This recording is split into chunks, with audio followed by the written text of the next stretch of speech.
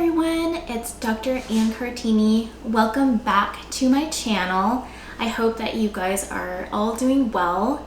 I wanted to share with you that for the month of February, I am committing myself to do a raw vegan challenge. So it's going to be 28 days of raw vegetables, fruits, seeds, nuts, and I am very excited about it. Why am I doing this? Well, as some of you may know from my previous videos, that a few years ago I had adopted a whole food plant-based diet due to health reasons. I unfortunately had abused my body with decades of eating junk food, rarely eating any fruits and vegetables, primarily eating processed carbohydrates, dairy. Dairy was definitely my staple.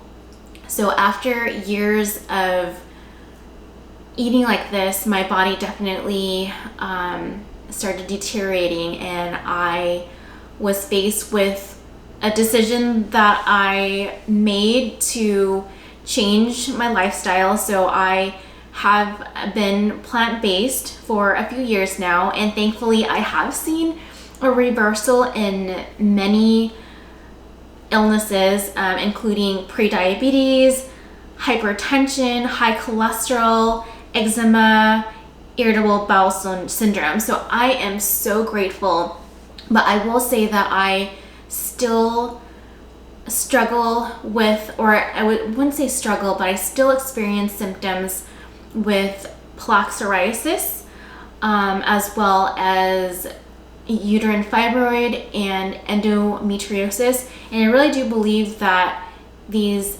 inflammatory diseases was a result of my decades of eating very poorly. I would say I have seen a small change, but it's not enough. And so my dear friend Erica asked me recently if I had considered going on a raw vegan diet, and she personally has seen amazing reversal in a lot of illnesses, including lupus, which just blew my mind. And so before she asked me, and this was I would say beginning January, this month, just be very beginning of this month, she asked me, and I learned about her amazing story, and I was very inspired. I thought, what could I lose? So I decided to take the challenge. I think that had I been asked this question about the raw vegan challenge, just adopting this lifestyle, had I been asked this years ago as an omnivore, there's no way I would have done that. It would have been, for me, I would have probably done it for a week and gave up. But thankfully, because I've been so motivated with the pain that I do experience, and the motivation of seeing my lab numbers getting better with a plant-based lifestyle, I know that it works because of the extensive research that has proven that a whole food plant-based lifestyle can in fact prevent diseases, if not even reverse a lot of them. So with this raw vegan diet, now, not all foods can be eaten raw. So if this is something that you are planning on doing, please make sure you look into it. I've done my research. I'm still learning, so by all means, I'm not an expert on this topic at all. But I did so far take the time to research foods that are nutrient rich, of course, and again, most foods, when eaten raw, they're more nutritious, but you want to be careful that there are some foods that are actually toxic if you eat them raw, and I'll go into that in my later videos. But today's goal for this video is just to share with you why I'm doing this, and what steps I've done, and just kind of show you guys a practical and I would say a simple strategy, because both my husband and I work 10-hour shifts, and meal prepping is going to be very important for me to do this successfully. And prior to this, I have been incorporating more raw vegetables and fruits anyway, so at this point I do feel that this transition is going to be easier for me. So again, I've committed the month of February, that's 28 days of being on a raw vegan diet. And I chose to do this challenge because in my mind, it's a realistic goal. It's only 28 days, but in the back of my mind, I really do hope and plan to continue this raw vegan journey. Maybe not 100% raw. My goal is not to be, well, after the 28 days, my goal is not to be so strict that it inhibits me from, enjoying family time, where once in a while I might have a baked vegan cake or, a baked potato, because those things are still great to have. I just wanted to make this month a focus for me to really be intentional about eating foods to keep the enzymes intact. And so I wanted to do this to see if I could do it. And so for the 28 days, I definitely do believe that it's doable. And so if I develop this habit later on, I do see myself eating primarily raw. So yeah, I would like to stick with it and see what happens. But for the month of February, my focus is just going to be very focused. I have a meal plan set ahead of me, and we shall see what happens after that. All right, so what I've done to prepare for this challenge, I bought this food processor because it can do things such as spiralize zucchini to make noodles. It can chop up foods into small pieces. I do have a Blendtec, which thankfully Blendtecs and Vitamix blenders can heat up foods enough to make them warm. And I'll go over that in just a moment. So yes, I already have the Blendtec. I have this food processor. I did buy a food dehydrator, which I'm waiting in the mail, which I will be getting tomorrow, which is February 1st. And so I'm so excited to use that. I do have a bunch of mason jars, which I plan on making overnight oats and just keeping my food prepped, chopped veggies in them. I received this food tracking journal at a plant-based healthcare conference a couple years ago. I have to admit I haven't used it yet, but I plan to use this every day to track the foods that I eat. And I have researched tons of recipes, which I am excited to share with you guys in future videos. So yeah, and I've also bought some groceries so that I can keep accountable, and whatever I have in my fridge, which is basically only raw ingredients, I'm going to stick to using that for my diet for the next 28 days. With my meal plan, like I said, my husband and I have 10-hour work shifts, and so it makes it difficult to cook from scratch. I guess if I were to chop things up right there, right then for breakfast, lunch, dinner, it makes it difficult. So I came up with a practical meal plan for the next 28 days. Breakfast is going to be very easy. Every single day I'm going to be eating overnight oatmeal, and I'll just switch it up by interchanging fruits, nuts, and maybe incorporating some nut butters. So for lunch and dinner, I'm going to be having a food theme for each day of the week, and then each following week it'll start all over again. So for example, every Tuesday lunch will be a broccoli soup, but I'm going to be using a different recipe every Tuesday.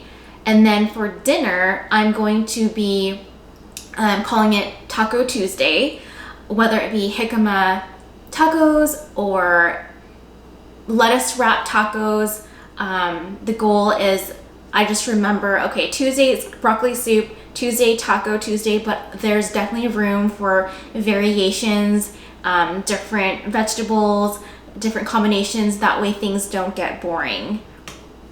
All right, so I had mentioned my blend tech. So cool thing is blend techs and Vitamixes can make warm soup. I didn't know that raw vegans can have warm soup, which is really exciting. So as long as the soup is not heated for too high, I guess maybe shoot for anything 104 degrees Fahrenheit or below is safe, because at this temperature, the food, the enzymes don't get denatured, but then if you heat it up too much, then the enzymes in the foods get denatured. And so my goal is that when I make the broccoli soup or tomato soup, I'm gonna blend it in for about 2 minutes or less so that the temperature does not rise above that. What about snacks and desserts? I don't typically snack just because throughout the day it's just so busy, patient after patient. I don't really think about it, but I'm definitely gonna have a banana and some raw cashews on the side if I feel that I need it. For dessert, I've been pretty satisfied with having 1 to 2 or 3 dates. Those have been pretty satisfying for me, but I really would like to try making a couple of yummy raw vegan desserts, such as a no-bake chocolate treat, maybe a chocolate bar, and then also a yummy berry vegan cheesecake. So I will definitely try to get those videos for you. I wanted to show you guys my raw vegan meal themes, just kind of this menu here, and it's not meant to be followed super strictly. It's just meant for me to have as a guideline. So again, breakfast is always going to be overnight oats with some sort of fruit or other toppings that can be interchanged. And then I have these themes here, as you can see. Tuesday lunch is always going to be a broccoli soup, but that can definitely have different variations each week. And then, Tuesdays are jicama tacos, or it can be any other tacos. You can see here I have zucchini noodles, kelp noodles. It doesn't have to be super strict. It's just my way of staying on track and give me ideas. But on that day, if I feel like eating something else, I'm not gonna kick myself and beat myself up if I don't stick with this meal plan theme. For the first week, I've already scheduled out my menu, just so that I can, I've never done this raw vegan lifestyle before. I've maybe had raw vegan, here and there for meals, but not for a whole day, let alone a whole month. So this is just to help me get into the habit of getting used to making raw foods. Since I don't have a very long lunch, my lunches are typically going to be a soup where I can have my pre-chopped up vegetables and ingredients, and I'm gonna throw it in the blend tech, and boom, within 5 minutes I have hot soup. At nighttime, when I have a little bit more time, I have some of these other menu ideas which do take a little bit more time to prepare, such as spiralizing the zucchini noodles. But I mean, I have this, so it shouldn't take too long. But I look forward to showing you guys how that really pans out. All right. So I do have these recipes that I am going to show you. So I'm going to start with day 1. This is my menu for day 1, starting tomorrow, February 1st. I'm going to have overnight oats with blueberries and chia seeds. For lunch, I have a, instead of a soup, I'm actually, because it's my first day, I wanted to try these lettuce wraps. I'm going to be using butter lettuce, and then for the ingredients, as you can see here, I'll have various vegetables, and also a yummy sauce made of coconut aminos and vinegar. And then for dinner, I'm going to make a raw vegan spaghetti using spiralized zucchini noodles and a blended raw tomato sauce. I have made it before. It's amazing. So I will definitely put out those videos soon on how you can make it, or maybe you've made it before, but this is just the way that I've made it, and I'm definitely still learning. So thank you so much for being patient and going with me on this journey. I will try my best to post as many videos over the next 28 days in regards to the progress of this raw vegan challenge, as well as some foods that I'll be making throughout the week. I probably won't be able to do it every day just because of the 10-hour work days that I'm working, but definitely on the weekends, and maybe during lunchtime I'll put out a short video just to show you guys what I'm doing. And I will be likely posting more on my Instagram account. I would love to stay connected.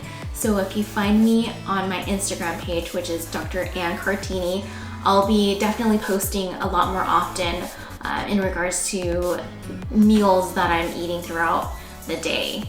So thank you so much for taking the time to watch this video. Please feel free to like this video if you found that it was helpful, and subscribe to my channel because that's going to really help the algorithm, so that this content can reach out to other people who would like to learn more about plant-based nutrition. My goal is to help as many people as possible. So thank you for helping me make that happen. I hope you guys have a great day, and I look forward to seeing you guys next time. Bye.